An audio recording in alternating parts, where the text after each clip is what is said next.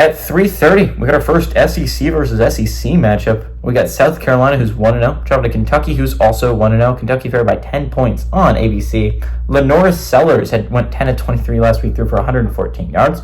Raheem Sanders on the ground had 24 carries for 88 yards and a touchdown, and Vendrevius Jacobs had 2 catches for 59 yards.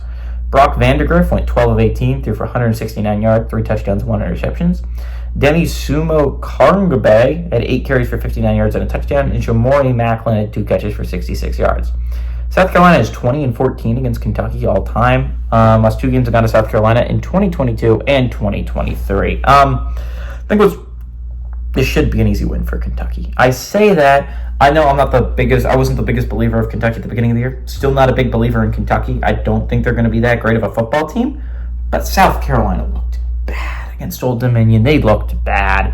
And that's what I thought was going to happen. And honestly, they should have lost the Old Dominion game. Old Dominion's right there, right? Like, they're so close. They almost beat Wake last year. They almost beat South Carolina this year. They're going to get another chance at a group of Power 4 opponent this year, and that's against Vaught Tech in a couple weeks now. But Old Dominion's so close, man. They really are. They're really close to being a really good Sun Belt team. I mean, they already are a really good Sun Belt team. They give teams heart attacks almost every time. So, I mean, South Carolina's decent. I mean, they're not. I'm sorry. South Carolina's not decent. Kentucky is decent. This is a decent football team. I don't think they're a great football team. I think they're a 6-7 win team. I think South Carolina is like a 3 or 4 win team. Not a good South Carolina team.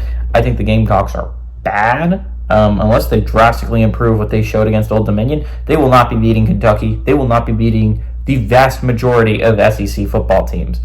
I like Kentucky here. I like Kentucky to win, and I like Kentucky to cover.